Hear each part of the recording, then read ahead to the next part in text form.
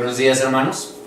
Un gusto saludarles. Vamos a presentar una serie de temas, hermanos, que por la naturaleza que ellos llevan van a ser un poquito largos quizá. Lo mismo va a ser una serie, no lo vamos a poder presentar todo en un solo tema, así que vamos a estarnos desarrollando en algunos diferentes temas. El propósito de este material, hermanos, que se ha preparado es sobre todo tratar de orientarnos un poquito y aclararnos tanta confusión que hoy reina dentro del movimiento adventista, incluso dentro de los grupos de sostén propio, en cuanto a ciertas interpretaciones. Al poder comprender el justo lugar de los acontecimientos que vamos a ir estudiando, estaremos en condiciones pues de discernir también cuándo es que algún acontecimiento se está alterando o cuándo está en su justo lugar. Por esa razón les rogamos que nos acompañen, que pongan atención. Vamos a ir despacio para que podamos ir explicando detenidamente, y entonces esperamos que esto pueda contar pues con la bendición de Dios primero que nada, pero que sea un apoyo para cada uno de ustedes que nos están escuchando. El tema que vamos a considerar hoy se titula El ángel con el incensario. Apocalipsis capítulo 8, verso 5, interpretaciones en el adventismo. Este versículo, hermanos, que vamos a estar considerando nos va a servir como el texto introductorio para el estudio que vamos a llevar. Apocalipsis 8:5, si usted tiene sus Biblias a la mano, llévenlas por favor, y vamos a ir estudiando detenidamente lo que la Escritura nos dice. Vamos a ver algunas interpretaciones, por lo menos 4 interpretaciones que circulan o han circulado dentro del movimiento adventista. Cabe notar que las 4 no son exactamente iguales, hay algunas diferencias en las interpretaciones, y cuando uno se encuentra ante estas interpretaciones uno siempre se pregunta, bueno, ¿cuál es la interpretación correcta? El propósito de esto, hermanos, es orientar, no por lo que un servidor crea o interprete, sino primariamente por lo que dice la Sagrada Palabra, la Escritura, y también lo que dice la sierva del Señor a través del Espíritu de Profecía, hermanos. Vamos a avanzar. Y la primera de las interpretaciones que vamos a considerar, hermanos, la encontramos de un teólogo prominente. Dice, tengo aquí en la mano el libro, voy a presentar el libro de donde se extrae esta información, hermanos. Es el libro titulado Las Profecías del Fin, de Hans Keller Arundel, en sus páginas 178 y 179. Aquí vamos a empezar a ver una de las interpretaciones dentro del adventismo. Cabe notar, hermanos, este es un teólogo adventista, ¿sí? Entonces vamos a ver cuál es la interpretación o la comprensión que él tiene acerca de Apocalipsis capítulo 8 y verso 5. Una porción del escrito en la página 178 y 179 dice lo siguiente: de igual manera, el propósito de las trompetas es convencer al mundo malvado que Cristo está a favor de su pueblo y llama a todos los hombres a que se arrepientan. El símbolo de arrojar fuego del altar celestial a la tierra, en Apocalipsis 8:5, es desafiante. El simbolismo se repite en Apocalipsis 14, donde salió del altar otro ángel que tenía poder sobre el fuego y anunció que las uvas de la tierra serían arrojadas en el gran lagar de la ira de Dios. Apocalipsis 14, 18 y 19. Esta conexión con Apocalipsis 14 indica que la visión preliminar de las trompetas en Apocalipsis 18 prevé que todas las trompetas llegan hasta la segunda venida de Cristo. Pero el ángel que está junto al altar en el versículo que estamos considerando no parece que sea el Señor, más bien parece ser el ángel del altar encargado del fuego que aparece de nuevo en Apocalipsis 14, 18. Por lo tanto, el fuego del altar celestial no viene como una destrucción indiscriminada, sino como una ordalía severa para rechazar a los indignos y proteger a los infieles. ¿Qué nos dice Hans Arundel, hermanos? Bueno, él, entre otras cosas, nos comenta que ese acto de Apocalipsis 8:5 en el que se arroja fuego del cielo a la tierra no es otra cosa más que juicios que previamente él nos deja ver están envueltos en lo que conocemos como las 7 trompetas. En otras palabras, nuestro hermano Arundel entiende que las trompetas de Apocalipsis, capítulo 8, capítulo 9, han de tener un cumplimiento todavía en el futuro. Y nos dice que ese acto en el que ese ángel arroja el fuego a la tierra, bueno, es el inicio de esos juicios que han de venir, encerrados básicamente en las trompetas. Menciona algo importante también que queremos destacar. Si observan con cuidado, acerca del ángel de Apocalipsis 8:5, él dice o identifica quién es ese ángel. Vamos a leer en la Escritura qué es lo que la palabra inspirada nos dice acerca de este acontecimiento que nos está ocupando el día de hoy. Vamos a leer Apocalipsis capítulo 8, verso 5. Dice la palabra del Señor: el ángel tomó el incensario, lo llenó del fuego del altar y lo arrojó a la tierra, y hubo truenos, voces, relámpagos y un terremoto. Muy bien, el hermano acá identifica que este ángel del que se nos habla en Apocalipsis 8:5, dice, no podemos entrar en confusión, no es Jesús, dice más bien es el ángel que aparece en Apocalipsis 14:18, así identifica él.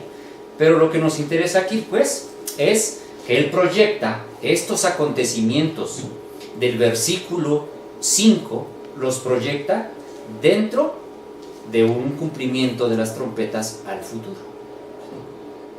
Así lo interpreta él. No vamos a ahondar mucho en su interpretación, aunque dice cosas interesantes por ahí en el libro, pero solamente nos interesa ver la percepción que tiene acerca de este texto. Miremos otro ejemplo, hermanos, y ahora vamos a citar otro libro y otro autor. Nos referimos ahora a Mervyn Maxwell, y vamos a citar del libro Dios revela el futuro, el mensaje de Apocalipsis, es el tomo 2, quizá algunos lo tengan, y vamos a citar la página 229 de este libro para ver cuál es la percepción que Maxwell tiene acerca de este texto. El ángel que tomó el badil y lo llenó con brasas del altar y lo arrojó sobre la tierra, entonces hubo fragor de truenos, relámpagos y un temblor de tierra. Lo que ocurrió cuando el fuego llegó a la tierra aparece revelado bajo la primera trompeta. La tercera parte de la tierra quedó abrasada, la tercera parte de los árboles quedó abrasada, toda hierba verde quedó abrasada. Vamos a entender qué nos dice Maxwell. Él también tiene una comprensión un tanto similar a la que tiene la Rondel. Nos dice pues que en el texto de Apocalipsis, en su capítulo 8 y el verso 5, si ustedes notan, se habla de un ángel. Este ángel dice que toma un incensario, coloca en el fuego y luego lo arroja a la tierra. El autor entiende que ese fuego, cuando cae a la tierra, entonces va a quemar la vegetación acá en la tierra. Y esto sería el cumplimiento, como él dice, de la primera trompeta. Entonces, lo que entendemos es que el autor Maxwell también entiende que las trompetas han de tener un cumplimiento a futuro, ¿verdad? A futuro. Esa es la percepción a grandes rasgos de lo que él entiende. Muy bien, avancemos, hermanos, y veamos otra interpretación. Esta es una de las interpretaciones más actuales y podríamos decir una de las interpretaciones que tienen más peso, digamos, dentro de los círculos adventistas hoy día. Es la interpretación del pastor Hugo Gambetta sobre las trompetas. Él no escribe un libro como tal, pero hay varios videos que hablan del tema y él muestra claramente cuál es su comprensión, no solo del tema de las trompetas, sino del versículo que nos ocupa. Apocalipsis capítulo 8, verso 5. Ahí ustedes tienen, está apareciendo en pantalla, el nombre del video, quienes gusten corroborarlo, este circula en internet, así se titula. Es está un número 2, las plagas, pastor Hugo Gambetta, las trompetas Apocalipsis, así dice, así lo pueden encontrar. En el minuto 8 con 54 segundos, minuto 12 y minuto 15 con 41, ahí el pastor Gambetta nos deja ver cuál es la comprensión que él tiene de estos textos de Apocalipsis 8:5. Vamos a analizar y vamos a atender también cuál es la comprensión que él tiene. Según se nos dice, que el terremoto de Apocalipsis 8:5, dice el pastor que con ese terremoto inicia el juicio de los vivos. Aclara que la casa de Dios, es decir, el pueblo adventista, ya fue juzgado antes. Que ese terremoto marca el inicio del juicio de los vivos. Nos dice también que con ese terremoto inicia la gran tribulación. Y también nos dice que con ese terremoto inicia la primera de las 7 trompetas. Así que, haciendo un breve resumen, tenemos al pastor Larrondel, tenemos a Maswell y tenemos a Gambetta. Permítaseme solo colocar estas letras, ya he mencionado los nombres, que los tres tienen una comprensión un tanto similar. Hay argumentos que ellos presentan en los que nos dicen, bueno, por esta razón las trompetas se cumplen al futuro.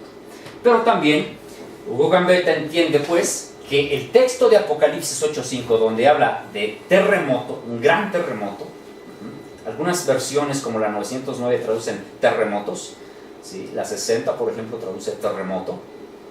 Él dice o entiende también que ese terremoto es el inicio de las 7 trompetas. Ese es el acontecimiento en la tierra que va a marcar el inicio de una serie de desastres naturales marcados por terremotos, asteroides y demás, de lo cual vamos a entrar quizá un poquito más en detalle en unos minutos. Pero queremos dejar aquí, ahora, en la mente de nuestros oyentes, que hemos considerado 3 teólogos que entienden que el cumplimiento de las trompetas está en un futuro.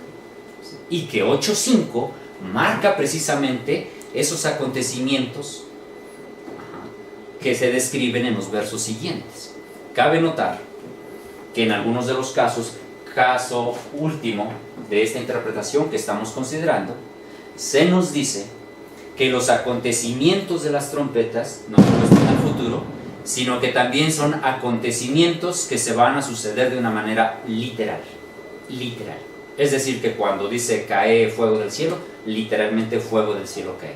Que cuando dice que se queman un tercio de la vegetación, literal, ¿sí? Algunos de los teólogos que consideramos dejan ver más bien un énfasis como espiritual, no tanto literal, un tanto espiritual manejan. Pero, en conjunto, estas 3 interpretaciones que hemos considerado entienden que ese terremoto de Apocalipsis 8:5 es el que marca el inicio de las trompetas. Vamos a ver una interpretación más, un tanto más antigua, de otro escritor adventista, Urias Smith. Cualquier adventista ha escuchado hablar de Urias Smith. Urias Smith, hermanos, también en el libro que él escribe, Las profecías del Apocalipsis, en la página 126, él escribe lo siguiente. Dice: el acto del ángel al llenar de fuego su incensario y arrojarlo a la tierra evidencia que esta visión nos lleva al fin del tiempo, y por ese acto indica que su obra ha terminado. Ya no se han de ofrecer más oraciones mezcladas con incienso. Ese acto simbólico puede aplicarse tan solo al momento en que termine para siempre en el santuario el ministerio de Cristo en favor de la humanidad. Y pongan atención a esta parte. Después de aquel acto del ángel hay voces, truenos, relámpagos y terremotos. Exactamente lo que, según se nos dice en otra parte, ha de suceder cuando termine el tiempo de gracia de los hombres. Y en relación con ese versículo, hermanos, de Apocalipsis 8:5, Urias Smith cita también Apocalipsis 11:19 y Apocalipsis 16, 17 y 18. Vamos a ver cuál es la razón de que se citen esos textos. Vamos a buscar en nuestras Biblias, primeramente Apocalipsis, capítulo, vamos a leer otra vez el 8:5. Vamos a leer otra vez el 8:5. Dice la escritura: el ángel tomó el incensario, lo llenó de fuego del altar, lo arrojó a la tierra, y hubo truenos, voces, relámpagos y un terremoto. Esa es la versión que tengo. Muy bien. Este texto, hermanos, de 8:5 nos habla de algunas cosas aquí que vamos a anotar. Por lo pronto nos dice que hubo truenos,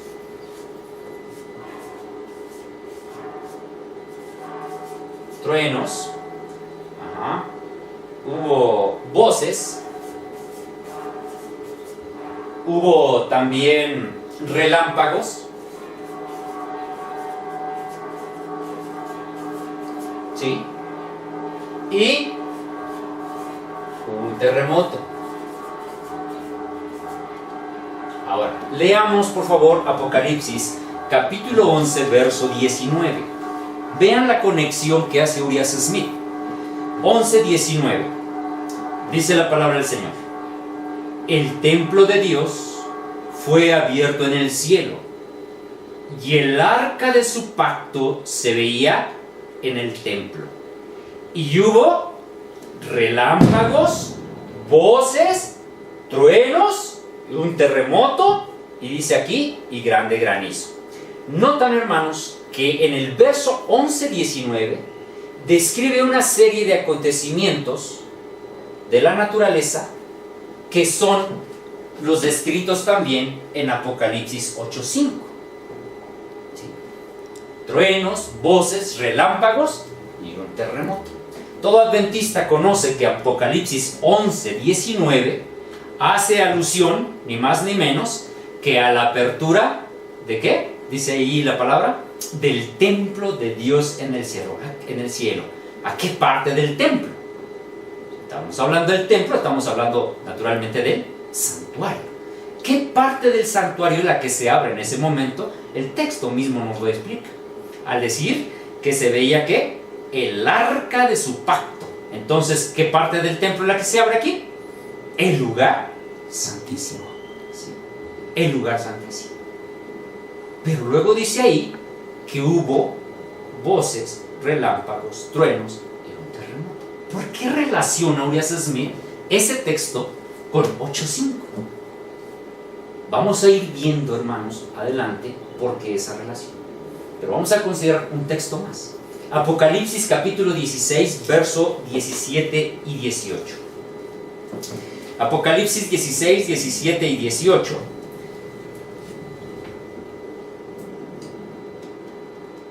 Dice la palabra del Señor: el séptimo ángel, atención, aquí estamos ya leyendo la séptima trompeta. La séptima plaga. El séptimo ángel derramó su copa por el aire y salió una gran voz del templo del cielo, del trono, diciendo: hecho está. Entonces hubo relámpagos, voces, truenos y un gran temblor de tierra, un terremoto tan grande cual no lo hubo jamás desde que los hombres han estado sobre la tierra. Si notan, los acontecimientos que se describen en el capítulo 16, versos 17 y 18, son igual que los descritos en 11:19 y 8:5. Hay una similitud muy grande en esos acontecimientos. Ahora, volvamos a la cita que escribe Urias Smith. Él dice, hermanos, que el acto del ángel de llenar de fuego su incensario y arrojar la tierra evidencia que esta visión nos lleva ¿a dónde? Al fin del tiempo. Y por ese acto indica que su obra ha terminado. ¿Cuál obra? Bueno, aclara: ya no se han de ofrecer más oraciones mezcladas con incienso. Ya no se está hablando de dónde, hermanos, del santuario celestial. Ese acto simbólico puede aplicarse tan solo, el categórico en su afirmación, dice: este acto simbólico puede aplicarse tan solo al momento que termine para siempre en el santuario el ministerio de Cristo en favor de la humanidad. ¿Qué nos está diciendo Urias Smith hasta aquí? Él dice que ese ángel de 8:5 y el acto que hace de arrojar ese incensario a la tierra no es otra cosa más que el término del tiempo de gracia. ¿Así lo entiende Urias Smith? Dice, cuando es arrojado ese incensario, no puede simbolizar otra cosa más que el término del tiempo de gracia. Ya no hay más ministración en el santuario, se acabó. Pero fíjense ustedes bien aquí, vamos a hacer aquí un espacio. Él dice, Urias Smith dice, que eso tiene que ver con el fin del tiempo de gracia. Pero agrega, después de aquel acto, de arrojar el incensario, hay voces, truenos, relámpagos y terremotos. Exactamente lo que según se nos dice en otra parte ha de suceder cuando termine el tiempo de gracia. No sé si estamos alcanzando a notar aquí que Urias Smith hace una aclaración en cuanto a los acontecimientos del versículo 8 del capítulo 8 verso 5 de Apocalipsis. Él dice, bueno, lo primero, el acto de arrojar el incensario a la tierra simboliza que el tiempo de gracia ha terminado, pero los otros acontecimientos, truenos, voces, relámpagos y el terremoto, esos se cumplen cuando termina el tiempo de gracia. Exactamente lo que según se nos dice en otra parte del ceder, cuando termine el tiempo de gracia de los hombres. Entonces, vamos a ver, hermanos, si es exactamente cuando termina el tiempo de gracia de los hombres, como lo está entendiendo Urias Smith y como han comentado ya su postura también otros teólogos. Vamos a ver una interpretación más dentro del adventismo, hermanos, que es la que debiera orientarnos, sobre todo, junto con la palabra de Dios, para la comprensión de qué significa esto. Primeros Escritos, la página 279, hermanos, del libro de Primeros Escritos, la página 279. Déjenme checar, porque si ustedes notan ahí hay dos números. Entonces eso indica, hermanos, que hay alguna versión. En este caso, Primeros Escritos 279 de la versión tradicional. En este libro que un servidor tiene, es la página 335. Ahí la hermana White escribe acerca del punto que nos está ocupando. Dice, un ángel con tintero de escribano en la cintura regresó de la tierra y comunicó a Jesús que había cumplido su encargo, quedando sellados y numerados los santos. Vi entonces que Jesús, quien había estado oficiando ante el arca de los 10 mandamientos, dejó caer el incensario y alzando las manos exclamó en alta voz, consumado es. Wow, aquí hay algo muy revelador. Siervo del Señor no solo nos explica de qué se trata ese de arrojar el incensario, sino que también nos deja ver quién es el ángel que arroja ese incensario. Recuerden, hermanos, que al principio, cuando consideramos la primera interpretación, la Rondel nos decía que ese ángel de 8.5 no puede ser el Señor. Dice, es un ángel que aparece también en el capítulo 14, verso 18, recuerden. Pero la sierva del Señor nos dice lo contrario. Según Primeros Escritos, ¿quién es el ángel de Apocalipsis 8.5? Dice ahí, vi entonces que Jesús, que había estado oficiando ante el arca de los 10 mandamientos, dejó caer el incensario y alzando las manos exclamó en alta voz, consumado es. Amén. ¿Notan? Entonces aquí hay una congruencia ya entre dos interpretaciones. Urias Smith dice que ese acto de arrojar el incensario a la tierra no puede ser otra cosa más que el cese del tiempo de gracia. ¿Sí? ¿Y qué dice la sierva del Señor? Lo mismo. Notan, el ángel con tintero de escribano en la cintura regresó de la tierra y comunicó a Jesús que había cumplido su encargo. ¿Cuál era el encargo del ángel? Habían quedado sellados y numerados los santos. Sellados y numerados. ¿Quiénes son estos santos de los que está hablando aquí? Los 144,000. Cuando el ángel regresa al cielo y le dice a Jesús, Señor, mi obra ha quedado terminada. Han quedado sellados y numerados los santos. ¿Qué hace Jesús? Dice, entonces Jesús deja caer el incensario y alzando las manos dijo, consumado es. ¿Qué quiere decir eso, hermanos? Que el tiempo de gracia ha terminado. Así que entonces en esta interpretación, tanto Elena White como Urias Smith comentan lo mismo, que ese ángel de Apocalipsis 8.5 no es otro que el Señor Jesús, y que el acto de arrojar el incensario es que el tiempo de gracia ha terminado. Pero todavía nos falta por definir qué con esos acontecimientos que se mencionan allí, en esos versículos. Vamos a avanzar entonces. Vamos a entrar en esa parte, el terremoto de Apocalipsis. Según las interpretaciones que hemos visto, hermanos, recordemos un poquito, estoy recapitulando. Hans Rondeau nos dice que la visión termina con una descripción de la venida de Dios a la tierra. Y hubo truenos, voces, relámpagos y un terremoto. Este libro de Rondeau, él mismo escribe también referente al terremoto. Y él dice, noten, la visión termina con una descripción de la venida de Dios a la tierra. Y hubo truenos, voces, relámpagos y un terremoto.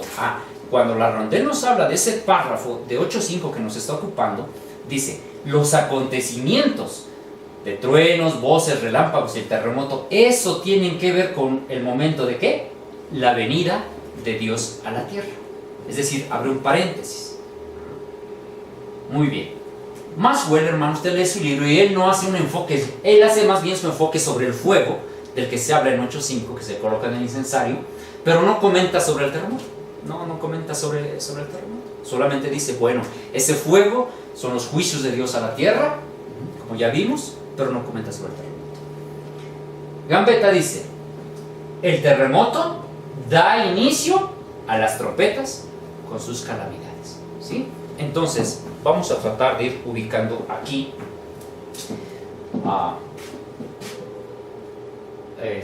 estos acontecimientos. Vamos a tratar de hacer una línea, hermanos, para tratar de comprender dónde es que cada autor ubica ese terremoto o esos acontecimientos de 8.5. Primero tenemos a Maxwell. Vamos a poner aquí una línea, hermanos, una línea en donde Maxwell nos dice que ese terremoto tiene que ver, aquí vamos a anotar así, la segunda venida. Maxwell dice que esos acontecimientos tienen que ver con el momento de la venida de Dios a la tierra. Lo coloca, digamos, al final de nuestra recta. Rondeau. Maxwell omite comentar y Gambetta coloca ese acontecimiento aquí, al inicio de las trompetas.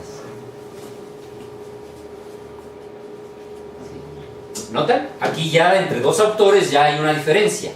Mientras que Rondeau dice que esos acontecimientos se cumplen con la venida de Dios a la tierra, Gambetta dice que esos acontecimientos, o particularmente ese terremoto, marca el inicio del cumplimiento de las trompetas. ¿Qué dice Urias Smith? Dice, después de aquel acto, el ángel hay voces, truenos, relámpagos y terremotos. Exactamente lo que según se nos dice en otra parte, ha de suceder cuando termine el tiempo de gracia de los hombres. Ok, aquí, entonces, ¿qué hace Urias Smith? Urias Smith coloca esos acontecimientos al término, vamos a poner aquí, al término de la gracia. ¿Notan? Al término de la gracia. ¿Y Elena de White qué dice? Noten, Elena de White, este párrafo que vamos a leer está en Conflicto de los Siglos, página 694, pero pueden encontrar referencia a ese acontecimiento también en Primeros Escritos, página 325, página 343 y página 345. Lo cual quiere decir que Elena de White no solo en un párrafo escribe acerca de este acontecimiento, sino que lo hacen varios. Dice este texto: es a medianoche cuando Dios manifiesta su poder para liberar a su pueblo. En medio de los cielos conmovidos hay un espacio claro de gloria indescriptible, de donde baja la voz de Dios, semejante al sonido de muchas aguas, que dice, hecho está. Citando Apocalipsis 16, 17, 18. Esa misma voz sacude los cielos y la tierra. Síguese un poderoso terremoto, cual no lo hubo jamás desde que los hombres han estado sobre la tierra. ¿Dónde coloca Elena de White ese terremoto? Ella lo coloca, hermanos, justamente también aquí, en este tiempo, cuando el Señor ha de venir, el Señor Jesús ha de venir por segunda vez a la tierra. Porque el texto dice que es a medianoche cuando Dios manifiesta el poder para liberar a su pueblo. ¿De qué lo ha de liberar? Bueno, usted lee el conflicto de los siglos, capítulo 41, habla justamente de la liberación del pueblo de Dios después de que ha pasado por la gran tribulación. Si usted lee el capítulo 39, hermanos, del conflicto de los siglos, lo cual vamos a ver en la siguiente presentación, allí se nos habla de un pequeño tiempo de angustia. ¿Sí? Luego en el capítulo 40 se nos habla de la gran tribulación. Pero luego en el 41 se nos habla de la liberación del pueblo de Dios. ¿Cuándo sucede esa liberación? Justamente cuando el pueblo de Dios está siendo más atacado, más oprimido, es cuando Dios decide liberar a su pueblo, y entonces ese pueblo, dice el conflicto de los siglos, escucha una voz del cielo y reconoce esa voz es la voz del Señor que los ha de liberar. Es justo cuando el Señor Jesucristo ha de venir por segunda vez a la tierra. Así que ya estamos viendo que pues no tenemos como que un consenso general o un acuerdo general entre estas interpretaciones. ¿Sí? O inician esos acontecimientos, nos marcan el inicio de las trompetas, o nos marcan el cierre del tiempo de la gracia. Vamos a ver cuándo es, a la luz de la Escritura, que sucede esto. Creo que con el escrito de Conflicto de los Siglos sería suficiente, pero vamos a ver un poquito más de información para poder comprender esos acontecimientos. Y vamos a entrar en esta parte del tema que dice el futurismo adventista y su orden de acontecimientos. ¿Por qué titulamos así? Bueno, como hemos visto en la presentación, dentro del movimiento adventista existen varias interpretaciones, o por lo menos hemos considerado aquí 3, que consideran que las trompetas han de tener un cumplimiento futuro. Por lo tanto, cuando se hace esa interpretación, ellos presentan un orden de acontecimientos, cómo van a suceder. Y vamos a analizar cuál es ese orden de acontecimientos. Voy a borrar aquí un poco esto que tenemos para entender cómo es que se entiende esa interpretación que circula hoy día referente a que las trompetas han de estar en el futuro. Vamos a ver algunos acontecimientos. Quiero hablar primero que nada de uno de los hombres que podríamos llamar el pionero del futurismo adventista. Uno de los pioneros, si no es que pionero, uno de los pioneros del futurismo adventista. Quizá conocido por muchos de ustedes, autor de varios libros que quizá algunos tengan en sus casas. Mervyn Moore. Mervyn Moore, hermanos, en los 80, él escribe un libro sobre las trompetas al futuro. Escribe un libro en donde deja ver que el cumplimiento de las trompetas está en el futuro. Pero ese libro no fue publicado. ¿Por qué? Porque el Instituto de Investigaciones Bíblicas, luego de revisar el libro, advirtió los problemas de esa interpretación. Para entonces, en los 80s, el Instituto de Investigaciones Bíblicas le dice a Mervyn Moore, ¿sabes? No podemos publicar tu libro porque hay un problema con esa interpretación al futuro. No es la interpretación que siempre ha tenido el adventismo. Entonces, no publican el libro. Eso fue en la década de los 80s. Sin embargo, hermanos, el asunto no quedó ahí. Para 1995, ya la década de los 90s, Mervyn Moore escribe otro libro que se titula La Gran Catástrofe. Cabe notar, hermanos, que este hombre fue director de la revista Señales de los Tiempos. Mervyn Moore fue director de la revista Señales de los Tiempos, y él en el 95 escribe un libro que se llama La Gran Catástrofe. Allí pueden ustedes ver más o menos la portada del libro, que de paso ya es muy significativa porque allí se ve una gran bola amarilla y que está por golpear sobre la tierra. Él adelante nos va a explicar de qué se trata eso. Este hombre tiene una interpretación que vamos a tratar de considerar en este libro. Este libro, de paso, ustedes lo pueden encontrar en línea y les recomiendo que lo lean de una manera analítica, pero nunca dejando de lado la Biblia y el espíritu de profecía. Vamos a ver qué escribe este hombre, Melvin Moore. De paso, este libro, vuelvo a la presentación anterior, este libro, hermanos, La Gran Catástrofe, este libro sí se publicó. El que escribió en los 80 no lo publicaron, porque el Instituto de... ¿Puede regresar la imagen anterior? Ese libro no. En los 80 él publica un libro, no, más bien escribe un libro, no se publica. Aquí tenemos el dato. Pero luego, en los 95, escribe ese libro. Ese libro sí se publicó, a pesar de que también el Instituto de Investigaciones Bíblicas dijo, oye, ¿sabes qué? Pues el libro tiene la misma tendencia que el otro. A pesar de que el Instituto de Investigaciones Bíblicas dijo, está problemática la interpretación, bueno, resulta que sí se publicó. La Pacific Press lo publicó. Dijo, no importa, lo publicamos. Y se publicó. Y aquí está. Ahí está el logo, es la Pacific. Ahí está el dato, Melvin Moore, La Gran Catástrofe. Ahí está. Solo que casi no se ven. No se ven. Casi no se ve el dato. Así, si pudiera un poquito ampliarlo. Va a estar complicado porque no tenemos aquí el okay. Pero bueno, repito, sí, estos sí. datos están allí en línea, hermanos, si sí. los quieren buscar. Pero bueno, fue publicado por la Pacific Press. Y después de él, hermanos, ya acercándonos a estos años ya más recientes, hay otro autor que escribe otro libro también, que se llama Trompeta tras Trompeta. Este autor, el pastor Erwin R. Gain, escribe el libro Trompeta tras Trompeta, publicado también por la Pacific Press. Este libro, hermanos, cuando usted lo lee, pues no es otra cosa más que también una interpretación de las trompetas al futuro. Al futuro. Lo cual quiere decir, hermanos, que la interpretación al futuro está muy de moda. Muy de moda. Así también lo ve el pastor Gay.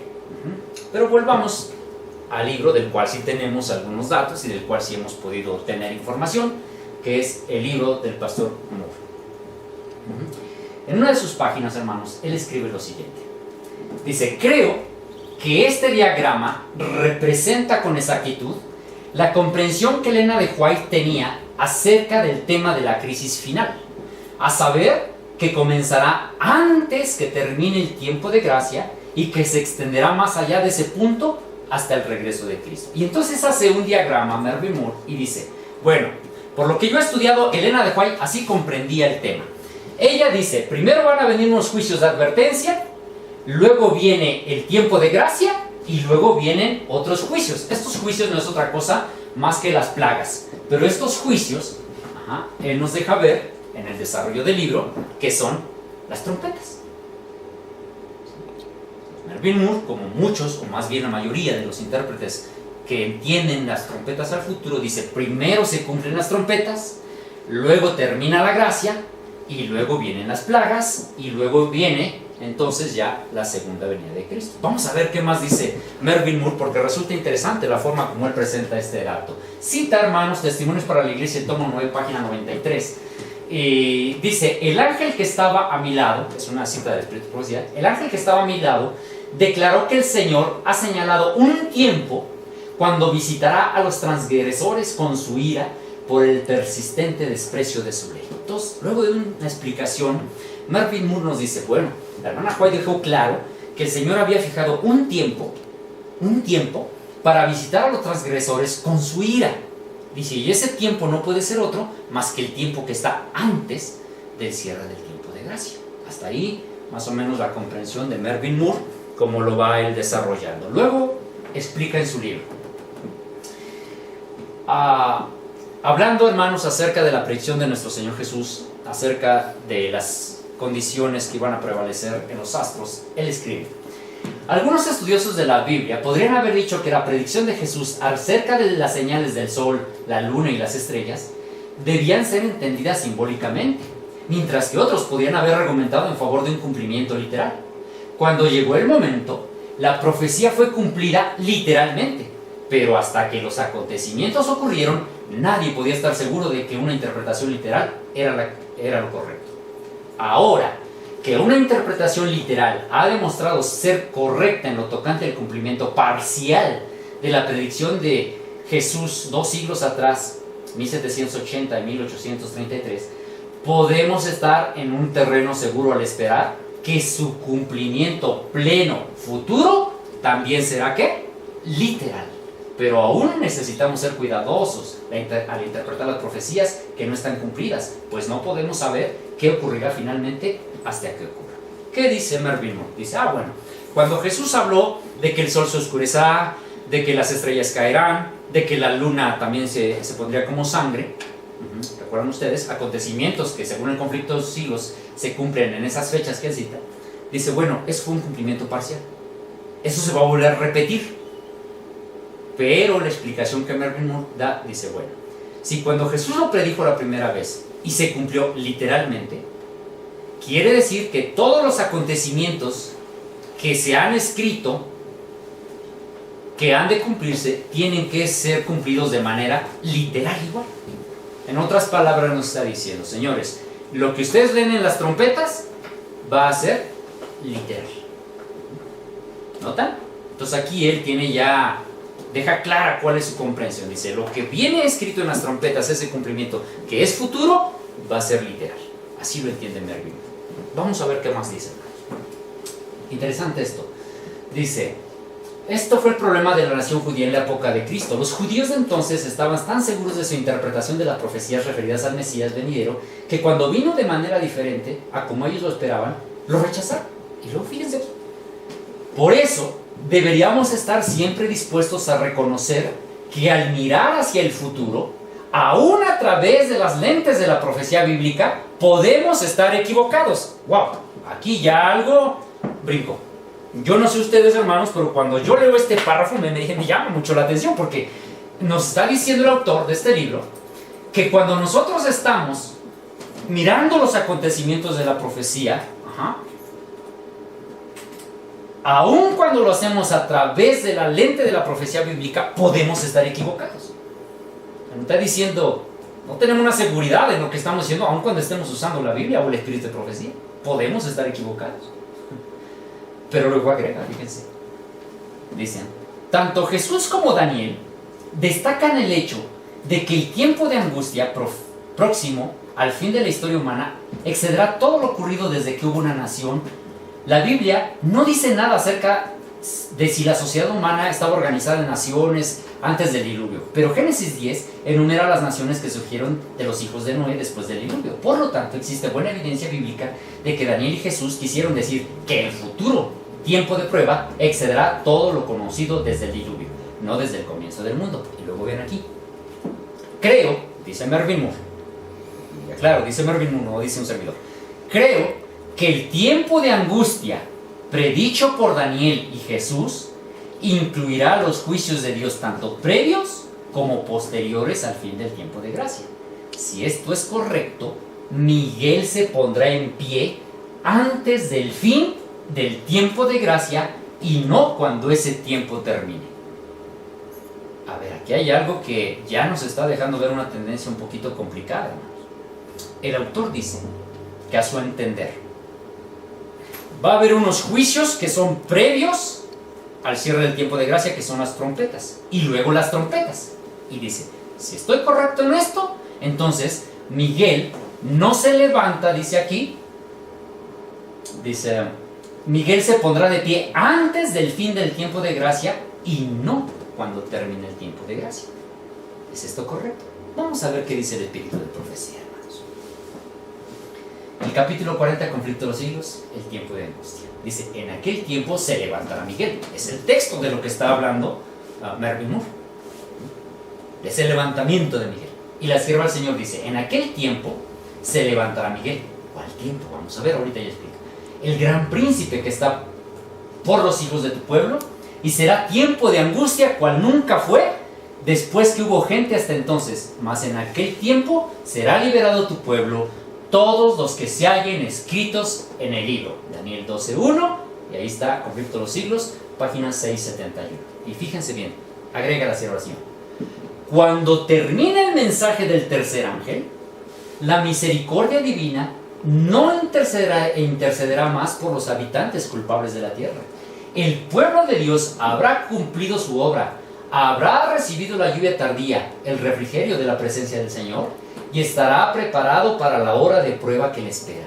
Los agentes se apuran, van y vienen de acá para allá en el cielo. Un ángel que regresa de la tierra anuncia que su obra está terminada. El mundo ha sido sometido a la prueba final y todos los que han resuelto ser fieles a los preceptos divinos han recibido el sello del Dios vivo.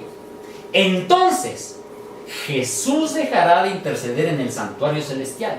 Levantará sus manos y con gran voz dirá: hecho es. Y todas las huestes de los ángeles depositarán sus coronas mientras él anuncia en tono solemne: el que es injusto, sea injusto aún; el que es sucio, sea sucio aún; el que es justo, sea justo aún; y el que es santo, sea santo aún. Cada caso ha sido fallado para vida o para muerte. Cristo ha hecho propiciación por su pueblo y borrado sus pecados. El número de los súbditos está completado. El reino y el señorío y la majestad de los reinos debajo de todo el cielo van a ser dados a los herederos de la salvación, y Jesús va a reinar como Rey de Reyes y Señor de Señores. Cuando Él abandone el santuario, las tinieblas envolverán a los habitantes de la tierra. Durante ese tiempo terrible, los justos deben vivir sin intercesor a la vista de los santos. A ver, aquí entendiendo lo que la hermana Juárez nos está diciendo, dice: el momento cuando Jesús se levanta, ¿qué es lo que sucede? ¿Y por qué lo hace? Cuando Jesús, hermanos, nuestro sumo sacerdote, se levanta, ¿recuerdan? 8.5, es porque ha terminado ¿qué? Su obra de mediación. Terminó el tiempo de gracia, y lo que sigue inmediatamente después del cierre de la gracia, hermanos, es el derramamiento de las plagas. Pero Melvin Moore dice: no, lo que pasa es que Él se va a poner de pie antes, no cuando termine la gracia.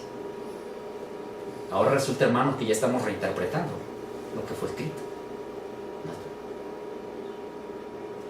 Vamos a hacer.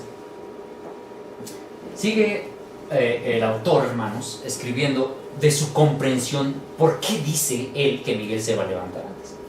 Te lee todo el libro, hermanos, y suena interesante cómo él entiende que van a suceder esos acontecimientos. Recuerde que él dice: van a ser literales, se van a hacer de un cumplimiento literal. ¿Cómo lo entiende? Miren, él cita en su libro, dice: según la revista National Geographic, la bola de fuego habría tenido un radio de varios miles de kilómetros. Él está hablando, hermanos, acerca de un asteroide que, según los científicos, pues se está aproximando, se va a aproximar a la Tierra y que va a caer a la Tierra. Eso está citando, ¿no? Un gran asteroide. Y luego dice que, según la National Geographic, dice: la bola de fuego habría tenido un radio de varios miles de kilómetros. Vientos de centenares de kilómetros por hora habrían barrido el planeta durante horas, secado los árboles como si fuera un gigantesco secador de cabello. Hasta un 90% de la vegetación mundial se habría quemado. Si el asteroide cayera en el océano, una bola candente compuesta de vapor y material incandescente eyectados arrasaría con toda la ciudad, que se encontrará en un radio de 1.900 kilómetros, y erosionaría el terreno hasta llegar al lecho rocoso. Súbitamente, la predicción de Elena de White acerca de que millares de ciudades serán destruidas, en Evangelismo página 29, comienza a tener sentido. Vean lo que dicen. Bueno, es que la National Geographic dijo que, bueno, han hecho estudios y que han visto que asteroides se han estado acercando y más o menos han calculado el daño que podría hacer un asteroide si cae a la Tierra. Y entonces su mente de él dice: wow, esto me hace recordar lo que la sierva del Señor escribió cuando habla de una bola de fuego, ¿sí? Y entonces dice él que empieza a tener sentido. Dice: entonces esa bola de fuego de la visión de la hermana White en 1904 no es otra cosa más que el cumplimiento de la primera trompeta. Así lo va entendiendo él. Un asteroide de 10 kilómetros de diámetro que se precipitará sobre el océano también convertiría a los mares del mundo en una marea roja global que mataría a la mayoría de los peces del planeta. No obstante, el más devastador resultado de un fenómeno tal serían las marejadas gigantes. He aquí como describe esto la revista Newsweek. Si el asteroide cayera en el Golfo de México, crearía una ola de 5 kilómetros de altura. Después de recorrer 1.500 kilómetros, la ola aún tendría 500 metros de altura. Un asteroide como este provocaría inundaciones en Kansas City, centro de los Estados Unidos. Eso es lo que escribe. Entonces él va entendiendo que esos acontecimientos van a ser literales y ya está relacionado con que va a caer un asteroide. Así lo entiende él. Luego dice, el segundo efecto sobre la atmósfera sería un oscurecimiento. Trillones de toneladas de partículas extrafinas de roca y diminutas gotas de vapor condensado se elevarían hacia el espacio, alcanzando alturas estratosféricas en cuestión de segundos. El hollín resultante del incendio de los bosques, mezclado con el humo nitroso producido por la onda de choque inicial y los subsiguientes, se combinarían con el polvo que estaría expandiéndose rápidamente para formar un manto de unos 30 kilómetros de espesor que envolvería todo el planeta en 24 horas. La superficie de la Tierra quedaría inmersa en una oscuridad 30 veces más negra que la más negra noche sin luna. Esto nos brinda interesantes vislumbres acerca de la predicción de Jesús, que Jesús hizo de las señales en el Sol, la Luna y las estrellas. Un asteroide, una estrella fugaz o meteoro ciertamente oscurecería el Sol y la Luna. Nuestros pioneros consideraron el día oscuro y la caída de las estrellas como dos acontecimientos separados entre sí por un intervalo de más de 50 años. Pero gracias a la ciencia moderna, estamos hoy en condiciones de entender lo que los pioneros no podían, que la caída de las estrellas será lo que producirá el oscurecimiento del Sol y la Luna, haciendo de ambas cosas esencialmente el mismo acontecimiento. Entonces ahora el autor ya nos está diciendo, bueno, ya van entendiendo, todo lo que Jesús dijo, que ya se cumplió el oscurecimiento del Sol, la caída de las estrellas, bueno, tiene un doble cumplimiento, pero ahora va a ser a una escala mundial. Y entonces él ya nos está hablando de la posibilidad de que caigan meteoros, asteroides, ¿verdad? Así él es como va entendiendo este asunto. Luego dice, cita hermanos, en ese contexto, él cita de la Radio Evangelical del 24 de noviembre de 1904, una de las visiones de la hermana White. Dice, no hace mucho tiempo una escena impresionante pasó delante de mí.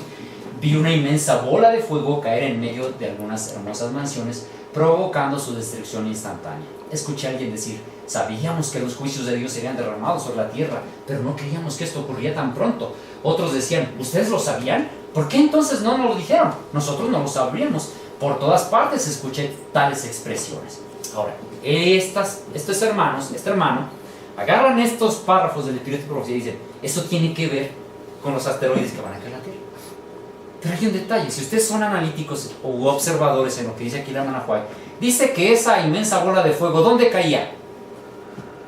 ¿En medio de qué?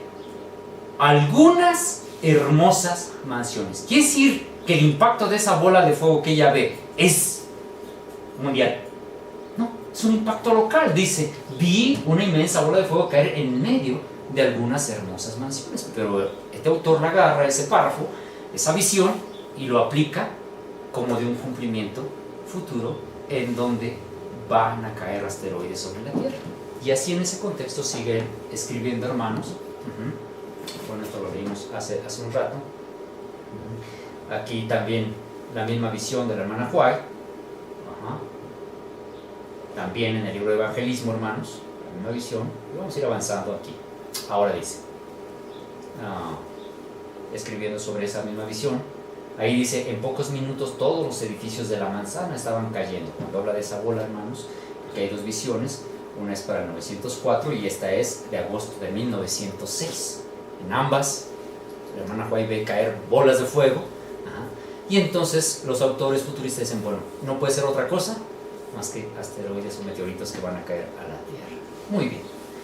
Dice, fíjense aquí, hermanos, atención, referente a esas bolas de fuego que cita la sierva del Señor. Vean lo que escribe el autor. Las bolas de fuego de esa manera, ella solo reporta haberlas visto, dejando para nosotros la tarea de suponer qué podría ser aquello. Mi sugerencia es que ella no sabía más que sus contemporáneos acerca de lo que estaba viendo.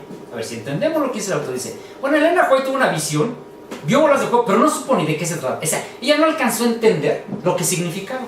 Pero ahora ya estamos en condiciones de saberlo, dice. Estamos en condiciones de ¿qué? Suponer. Lo cual quiere decir que la interpretación que él nos está dando está sustentada ¿en qué?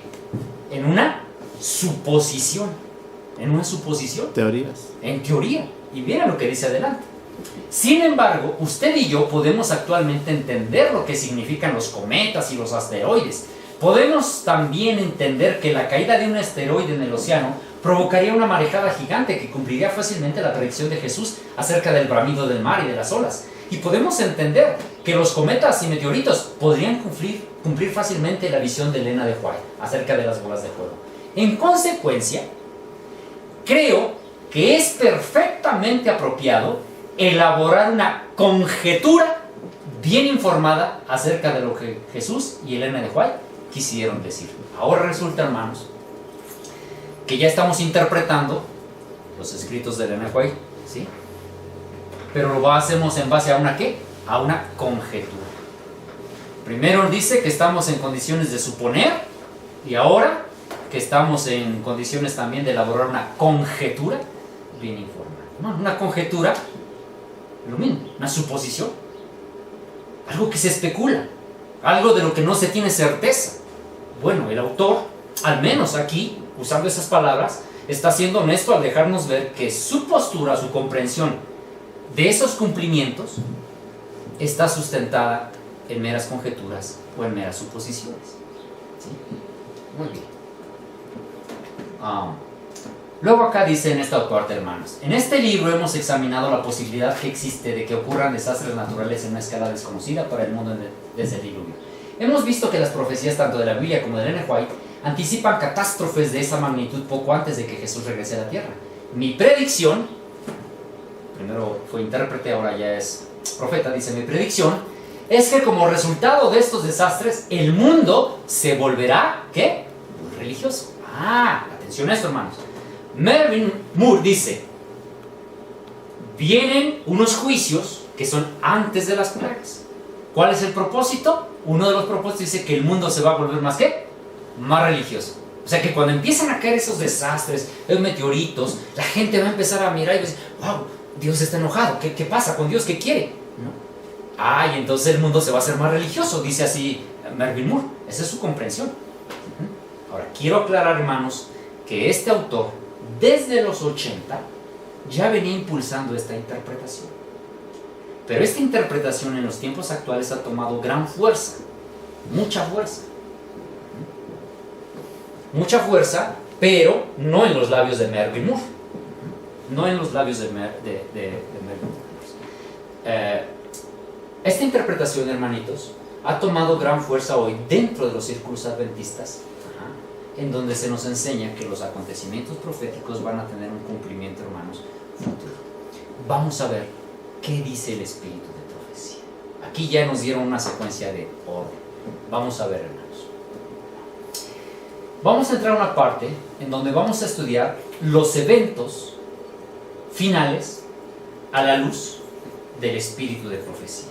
Y mientras hago eso, mientras vamos avanzando, voy a ponerle una tarea a mi hermanita que tengo aquí enfrente, a que me apoye con algo mientras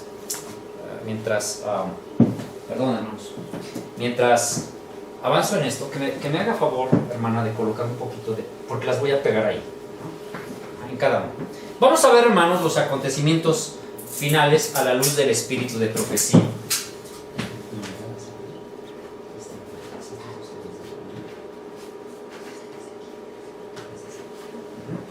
Vamos a ver, hermanos, sugiero para quienes nos están mirando también a través de la pantalla que puedan tener a la mano su libro del conflicto de los siglos. De este libro vamos a empezar a estudiar algunos datos, hermanos, referente al orden de acontecimientos que la sierva del Señor nos describe. Vamos a leer el conflicto de los siglos y vamos a iniciar leyendo el capítulo 39, hermanos. El capítulo 39 del conflicto de los siglos, que se titula El mensaje final de Dios. El mensaje final de Dios es lo que vamos a leer ahí. Capítulo 39. No vamos a leer obviamente todo el capítulo, nos llevaría bastante tiempo, pero sí vamos a ir subrayando, hermanos, una secuencia de acontecimientos que nos describe Ellen White a partir de este capítulo. Dice la página 661, hermanos, dice lo siguiente: después de esto vi otro ángel descender del cielo con gran poder, y la tierra fue alumbrada con su gloria. Clamó con voz potente diciendo: ha caído ha caído la gran Babilonia. Se ha hecho habitación de demonios, guarida de todo espíritu inmundo, albergue de toda ave inmunda y aborrecible. Y oí otra voz del cielo que decía: salid de ella, pueblo mío, para que no seáis partícipes de sus pecados, ni recibáis parte de sus plagas.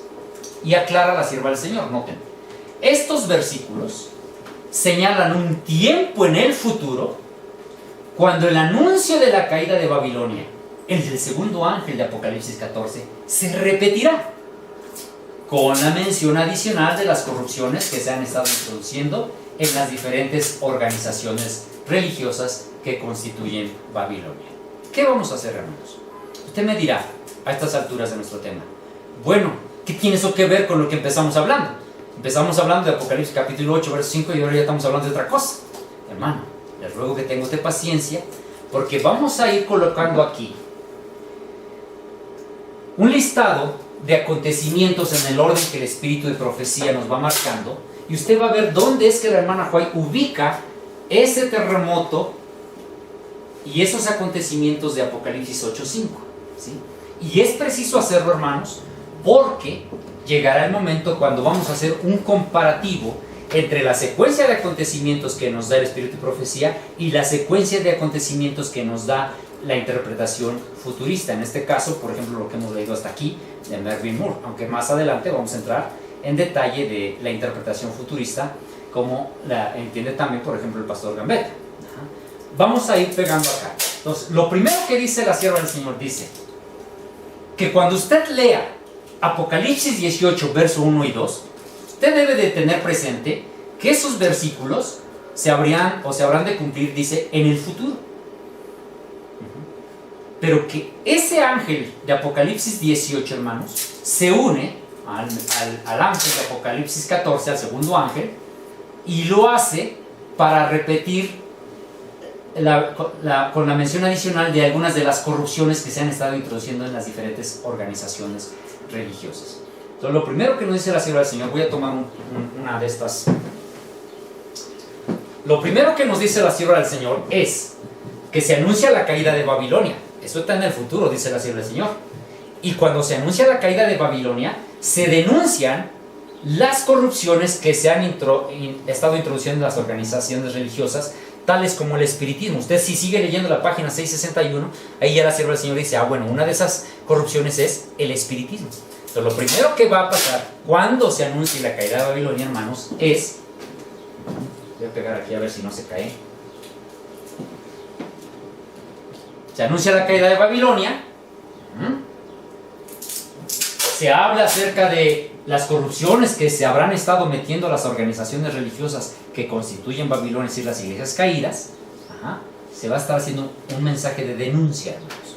¿Qué sigue? Dice la sierva del Señor. Página 662. Conforme vayan siendo aceptadas las enseñanzas del espiritismo en las iglesias, irán desapareciendo las vallas impuestas al corazón carnal, y la profesión de religión se convertirá en un manto para cubrir las más bajas iniquidades. Atención, hermanos. Entre las corrupciones que se van a denunciar de Babilonia está esta, que es la introducción de ¿qué? El espiritismo. El espiritismo ha de ir tomando gran fuerza, por inverosímil que esto parezca, dentro de las organizaciones religiosas hoy día. Uno puede decir, ¿cómo es posible? Bueno, eso parece increíble hoy para nosotros, pero así será, hermanos. Y luego dice, pero Dios tiene aún un pueblo en Babilonia. Antes de que los juicios del cielo la visiten, ¿sí?, estos fieles deben ser llamados para que salgan de la ciudad y no tengan parte en sus pecados ni reciban sus plagas. Pero nadie sufrirá la ira de Dios antes que la verdad haya convencido su mente y conciencia y la haya rechazado. Hermanos, la sierva del Señor ya nos está anticipando que va a llegar un momento cuando el mensaje del segundo ángel y también del tercer ángel, lo dice más adelante, se va a predicar con gran fuerza. Va a llegar ese momento en el que también se tiene que cumplir lo que conocemos como el fuerte pregón. Habrá un mensaje que va a estar denunciando las corrupciones que se han introducido a Babilonia, entre ellas el espiritismo. Y la sierva del Señor dice que antes que los juicios del Señor visiten a Babilonia, ¿Cuáles son los juicios del Señor, hermanos? Las plagas. Las plagas. Pero hoy algunas interpretaciones piensan, bueno, también incluye las trompetas al futuro. Pues la sierva del Señor dice, miren, que antes de que los juicios de Dios visiten a Babilonia, los fieles que están dentro de ella deben ser llamados para que salgan de la ciudad y no tengan parte en sus pecados, ni reciban, ¿qué? Sus plagas. Ahí está claro, son las plagas los juicios de Dios. Dice, nadie sufrirá la ira de Dios antes que la verdad haya convencido su mente y conciencia y la haya rechazado. Miren, hermanos, este párrafo está bien sencillo, pero necesitamos hacer un énfasis en él porque justamente aquí, hermanos, inicia la confusión. La interpretación futurista, como lo vamos a ver más adelante, hermanos, nos dice que durante las 4 primeras trompetas o 3 primeras trompetas va a haber una destrucción, una mortandad grande en la tierra. Miles de gentes van a morir, incluso está el dato de cuántas personas van a morir, y que luego Dios va a usar a los 144,000 para predicar el mensaje de los 3 ángeles. Pero la sierva del Señor dice algo diferente. Dice que nadie, hermano, sufrirá la ira de Dios sin que primero haya recibido, ¿qué? La verdad. Hermanos, ¿cómo usted puede coincidir un Dios que primero mata a miles de gente sin que hayan escuchado el mensaje, y luego a los que quedaron vivos les viene a decir, bueno, te voy a explicar por qué maté a aquellos? ¿Eso sería un Dios justo, hermanos? ¿No? Y la sierva del Señor dice, hermanos, nadie sufrirá la ira de Dios antes que la verdad haya convencido su mente y conciencia y la haya, ¿qué? Rechazado. Es decir, si mi hermano Pedro no ha conocido de la verdad en este tiempo del que estamos hablando, ¿va a sufrir la ira de Dios? ¿Va a sufrir las plagas? No. ¿Qué tiene que suceder para que el hermano Pedro sufra las plagas? Primero tiene que haber recibido el mensaje y haberlo, ¿qué? Rechazado. Entonces, habiendo rechazado el hermano, ahora sí estaría en condiciones de recibir las plagas. Pero si el hermano al recibir el mensaje lo acepta y acepta la verdad y se convierte a ese mensaje, ¿habrá de recibir las plagas? No. Sí, porque los juicios son para los impenitentes. Entonces, lo segundo, hermanos, dice la sierva del Señor, que Dios tiene a un pueblo en Babilonia antes de que los juicios del Señor caigan. Estos deben salir de ahí, y nadie sufrirá la ira de Dios sin antes haber escuchado la verdad y haberla rechazado. Esto es lo segundo, hermanos. ¿Sí? Vamos a tenerlos ahí porque vamos a ocupar esos acontecimientos después. Espero que no se caigan. Avanzamos, hermanos. Dice, el movimiento simbolizado por el ángel que baja del cielo, de Apocalipsis 18, que ilumina la tierra con su gloria y con un grito potente denuncia viva voz los pecados de Babilonia, al mismo tiempo que este mensaje se oye el llamado, salid de ella, pueblo mío. Estas declaraciones, unidas al mensaje del tercer ángel, constituyen la advertencia final que debe ser dada a los habitantes de la tierra. Atención, hermanos. La denuncia de los pecados de Babilonia, como el espiritismo, el llamado, salid de ella, pueblo mío, y el mensaje del tercer ángel, constituyen la advertencia final que debe ser dada a los habitantes de la tierra. Y agrega la sierva del Señor, terrible será la crisis que llegará al mundo. Ahora, ¿por qué va a llegar una crisis al mundo, hermanos? Bueno, cuando usted lee detenidamente el capítulo, entiende que la predicación de un mensaje, hay un mensaje que se va a empezar a predicar, que va a despertar oposición en la gente, y lo cual va a conllevar una crisis en la tierra. Es lo que está diciendo la hermana White aquí, en esa secuencia de acontecimientos. Terrible será la crisis que llegará al mundo.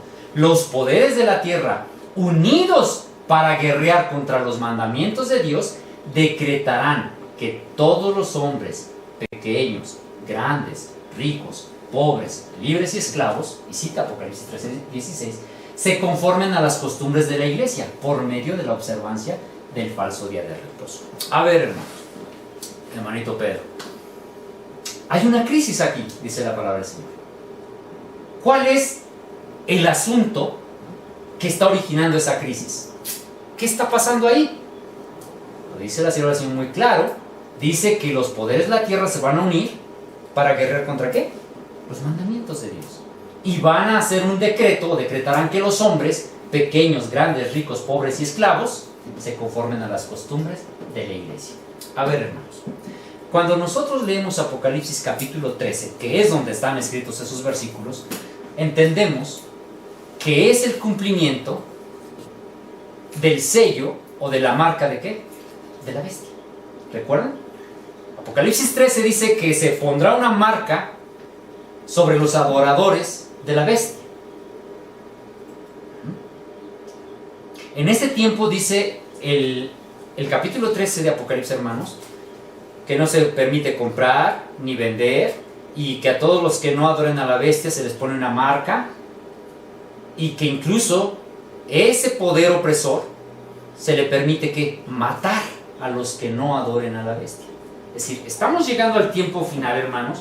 Habrá una crisis en la tierra en donde incluso el pueblo de Dios va a ser asediado y muchos van a ser muertos, de acuerdo a Apocalipsis 13, ¿sí? Pero ¿por qué está suscitándose esa crisis? Porque esos justos están predicando algo que tiene que ver con los 10 mandamientos. Algo de los 10 mandamientos le está incomodando a la gente allá, que está ocasionando una crisis. Y luego dice acá, cuando los defensores de la verdad se nieguen a honrar el domingo, ya encontramos de qué se trata el asunto. Se va a estar predicando un mensaje que va a denunciar que se metió el espiritismo, va a denunciar otras corrupciones en la iglesia, pero va a denunciar también que hay un día falso de adoración, hermanos. Y cuando se denuncie eso, va a haber una crisis. ¿Sí? Va a haber una crisis en la tierra. Dice, cuando los defensores de la verdad se nieguen a honrar el domingo, unos serán echados en la cárcel, otros serán exiliados, otros serán tratados como esclavos. Para la sabiduría humana, todo esto ahora parece imposible, pero a medida que el espíritu refrenador de Dios se retire de los hombres y estos sean dominados por Satanás, que odia los principios divinos, se verán cosas muy extrañas. Entonces, vamos a ver ahora qué es lo que sucede. Según esto, habrá una persecución. La predicación de este mensaje, las corrupciones y salir de ella, pueblo mío, y el mensaje del tercer ángel son el mensaje final. Esta predicación desata una crisis. Esta crisis, hermanos, le conocemos como el pequeño tiempo de angustia. Usted puede leer Primeros Escritos, la página 33 y la página 85, y es cuando el pueblo de Dios ha de vivir el pequeño tiempo de angustia. Y dice la sierva del Señor que el sábado será la gran prueba de lealtad y controversia. ¿Cuál es la razón de que se está originando esa controversia? El sábado, la observancia del sábado. ¿Sí? Así vamos, hermanos. Se anuncia la caída de Babilonia y se denuncia sus pecados, sus corrupciones. Se predica fuertemente del sábado. Y eso va a generar persecución. Pero con la predicación de ese mensaje, leímos que van a salir mucha gente que está en Babilonia, ¿verdad? Y van a venir a aceptar la verdad. Creo que sí. Vi que Dios tenía hijos que no reconocen ni guardan el sábado. No han rechazado su luz referente a él. Y al empezar el tiempo de angustia, estamos leyendo 1 Escritos 33, al empezar el tiempo de angustia, fuimos henchidos del Espíritu Santo cuando salimos a predicar más plenamente el sábado. Fíjense bien, hermanos. Aquí, esta persecución, hermanos, la sierva del Señor, ¿cómo la llama? ¿El tiempo de qué? De angustia. Y uno dirá, espera, pues que no el tiempo de angustia es hasta cuando el pueblo va a ser liberado. Sigamos leyendo porque ella misma aclara el punto. Pero dice que en ese tiempo de angustia, en esta persecución, dice, salimos a predicar más plenamente ¿qué? El sábado. El sábado. O sea, el sábado ya se venía predicando. Pero en este tiempo, hermanos, ¿qué pasa con la predicación del sábado? Es más ¿qué? Más poderosa, más fuerte. Y eso hace que los opositores se enojan.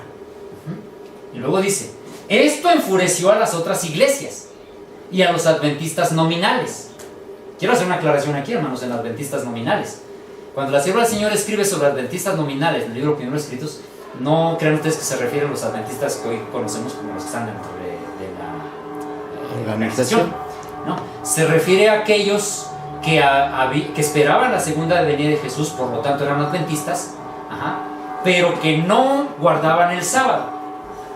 Por ejemplo, hoy diríamos bautistas, presbiterianos, metodistas, ellos son adventistas, son de los que ella llamaría adventistas nominales. A esa gente se refiere cuando dice adventistas nominales acá. Y usted lo puede leer en el apéndice del mismo libro. Esto favoreció a las otras iglesias y a los adventistas nominales, pues no podían refutar la verdad sabática.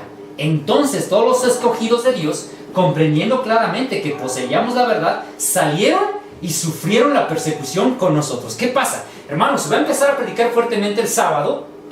Gente que está en otras iglesias se va a dar cuenta que eso es una verdad. ¿Y qué hacen? Se unen a la predicación del sábado, aceptan la verdad y salen, y dice la hermana Joy, sufren la persecución con nosotros, ¿sí? Y luego ella hace una aclaración en el mismo libro, Primeros Escritos, pero en la página 85, sobre ese tiempo de angustia. Fíjense, dice: el comienzo del tiempo de angustia mencionado entonces, este que mencionó acá arriba, no se refiere al tiempo cuando comenzarán a ser derramadas las plagas, sino a un corto periodo, precisamente antes que caigan, mientras Cristo está en el santuario. Esta persecución, hermanos, que está descrita en Apocalipsis capítulo 13, la sierva del Señor lo llama el pequeño tiempo de angustia. Y eso sucede antes de ¿qué? Antes de que caigan las plagas. Pero el gran tiempo de angustia, ese sucede cuando están ¿qué? Cayendo las plagas. ¿Vamos claros hasta aquí? Cuando ustedes escuchen pequeño tiempo de angustia, es antes de que caigan las plagas. Cuando usted escuche la gran tribulación o el gran tiempo de angustia, eso sucede cuando están siendo derramadas ¿qué? Las plagas. Pero aquí la hermana Juárez está diciendo que se va a predicar el sábado, hay una persecución y a eso lo llama el tiempo de angustia o pequeño tiempo de angustia. ¿De acuerdo? En ese orden. Vamos a seguir y dice: el sábado será la gran prueba de lealtad, pues es el punto de verdad especialmente controvertido. Miren, se van a denunciar cosas como el espiritismo, se van a denunciar otras corrupciones que se han metido a las denominaciones que constituyen Babilonia, pero el punto de controversia real es el tema de ¿qué? El sábado. Mientras la observancia del falso día de reposo, domingo, en obediencia a la ley del Estado y en oposición al cuarto mandamiento, será una declaración de obediencia a un poder que está en oposición a Dios, la observancia del verdadero día de reposo, sábado, en obediencia a la ley de Dios, será una evidencia de lealtad del Creador. Mientras una clase de personas, al aceptar el signo de sumisión a los poderes terrenales, recibe la marca de la bestia, la otra, por haber elegido el signo de obediencia a la autoridad divina, recibirá el sello de Dios. Atención, hermanos. La sierva del Señor nos está diciendo entonces que cuando viene este tiempo de angustia, esa persecución que se va a suscitar porque el sábado se va a estar predicando fuertemente, dice que los que aceptan obedecer el día de reposo, domingo, ¿qué reciben? La marca de la bestia. Pero los que aceptan guardar el sábado reciben ¿qué? El sello de Dios. No olviden, hermanos, que los justos deben ser sellados antes de que sean derramadas las plagas. ¿Cómo es que son sellados? Por manifestar obediencia al mandato de la observancia del sábado. Abro aquí un pequeño paréntesis para decir, esto, hermanos, deja claro que la marca de la bestia nada tiene que ver con un microchip, y nada tiene que ver con eso, hermanos. Es muy claro lo que dice la sierva del Señor. Tiene que ver con qué día de reposo tú vas a aceptar. Tú aceptas el domingo, tú recibes la marca de la bestia. Tú aceptas el sábado, tú recibes el sello de Dios. ¿Sí? Es una cuestión, hermanos, de obediencia. Y recuerden que hace unos párrafos atrás leímos que toda persona tiene que escuchar la verdad y tiene que ser ¿qué? Haberla razonado. Tomar una decisión inteligente, hermanos. Si a usted le pusieran la marca de la bestia porque le meten un microchip, usted ni siquiera se enteró. Eso no es lo que la Biblia dice, hermanos. Tiene que ser una cuestión de razonamiento. ¿Sí? Muy bien, hermanos. Entonces, esta es la siguiente de los acontecimientos que van a suceder. 3, 4. Ahí está el sábado como señal de de obediencia, hermanos. Muy bien, vamos a avanzar. Dice, así también será proclamado el mensaje del tercer ángel cuando llegue el tiempo de hacerlo con mayor poder. El Señor obrará por conducto de instrumentos humildes, al dirigir la mente de los que se consagran a su servicio. Los obreros serán calificados más bien por la unción del Espíritu que por el aprendizaje en institutos de enseñanza. Hombres de fe y oración se sentirán impelidos a declarar con celo santo las palabras que Dios les diga. Los pecados de Babilonia serán denunciados. Los resultados espantosos de la imposición de las observancias de la Iglesia por parte de la autoridad civil. Las invasiones del espiritismo, otra vez, los progresos secretos pero rápidos del poder papal. Todo será desenmascarado. A ver, fíjense bien. La sierva del Señor nos dice que va a llegar un momento cuando el mensaje del tercer ángel va a ser predicado, ¿verdad? Va a generar oposición, la cuestión del sábado. Habrá persecución. Pero luego dice que todavía viene otro momento, hermanos, en que va a cobrar todavía mayor fuerza ese mensaje. ¿Sí? Cuando toma esa mayor fuerza el mensaje es lo que llamamos nosotros el fuerte pregón. ¿Por qué fuerte pregón? Porque se va a escuchar, hermanos, por todos los rincones de la tierra. No va a haber un rincón de la tierra que no llegue a ser escuchada la verdad del sábado. Amén. Eso es el fuerte pregón. Y es lo que la sierva del Señor nos está diciendo. Y dice que en ese tiempo, hermanos, los que van a predicar ese mensaje, ¿quiénes van a ser? ¿Los teólogos? ¿Los hombres más capacitados, los más intelectuales, los más letrados? ¿Quiénes serán, hermanos? Dice la sierva del Señor. Instrumentos humildes, de los que el Señor va a dirigir su mente y que se van a consagrar a su servicio. Esa gente se va a distinguir, hermanos, más bien por la unción del Espíritu que por el aprendizaje en institutos de enseñanza. ¿Notan? Amén. ¿Quiénes han de terminar la obra, hermanos? ¿Teólogos? ¿Gente capacitada, intelectuales, eruditos? No, hermanos. Los teólogos hoy, como hemos visto, están confundidos en muchas cosas. Pero es la sierva del Señor, hermanos, que serán hombres humildes los que van a llevar ese último mensaje adelante. Cuando ese mensaje, hermanos, está cobrando esa fuerza y las iglesias estén escuchando ese mensaje, eso va a causar un impacto. ¿Cuál es el impacto? Dice la sierva del Señor. Miles y miles, miren, hermanos, no son pocos, miles y miles que nunca habían oído palabras semejantes, las escucharán. Admirados, oirán el testimonio de que Babilonia es la iglesia que cayó por causa de sus errores y pecados, porque rechazó la verdad que se le envió desde el cielo.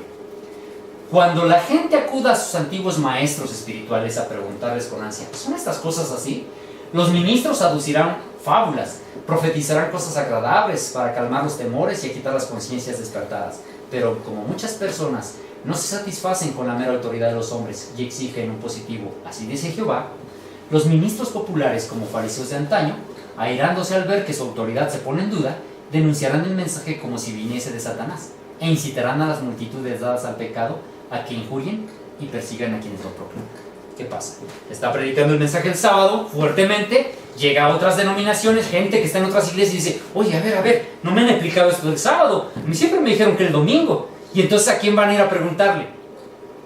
A sus ministros, a sus pastores. A ver, pastor, ¿es cierto eso que andan diciendo, eso que andan predicando el sábado? Y el pastor le va a decir, sí, hermano, eso es cierto, usted váyase para allá. ¿Eso le dice? No. Dice que los ministros, entonces, le van a decir, no es cierto, miren, esa gente es una alarmista, solo andan escandalizando, le van a decir mil cosas. Pero entonces, hermanos, como mucha gente no se conforma nada más con lo que le dicen sus pastores y exige un escrito está, esos hombres, cuando vean que su autoridad es cuestionada, ¿qué van a hacer? Van a denunciar ese mensaje como si viniese ¿de quién? De Satanás, y van a inducir a las multitudes a que persigan a los que proclaman. ¿Se dan cuenta? Es esto, hermano, es esto. Esa persecución se va a dar en torno a la verdad del sábado, y desde los púlpitos se le va a estar instando a la gente, hermanos, para que vayan y persigan con aquellos que están predicando el sábado. Así que, hermanos, miles y miles preguntarán a sus ministros si esto es cierto, y estos tratarán de acallar las conciencias y denunciarán el mensaje como venido de Satanás. Este es el siguiente acontecimiento. ¿Notan el orden? Ahí va una secuencia de acontecimientos. Hasta aquí creo que no hay ningún problema, pero vamos a avanzar. Cuando se está predicando ese mensaje fuertemente, hermanos, Cuando ya hay persecución, ya se está iniciando una persecución, ya hay oposición. Ajá. Cuando la gente le está preguntando a sus ministros si esto es cierto, ¿qué es lo que sigue? La iglesia apelará al brazo del poder civil, y en esta obra se le unen los papistas y los protestantes. Muchos que profesaron creer en el mensaje del tercer ángel, pero los que no fueron santificados por obediencia a la verdad, abandonarán su fe e irán a engrosar las filas de la oposición. Hombres de talento y elocuencia que alguna vez se gozaron en la verdad, emplearán sus facultades para seducir y descargar las armas. Se convertirán en los enemigos más encarnizados de sus hermanos. Vamos a cortar aquí, vamos a pausar y luego en un momento continuamos con la presentación.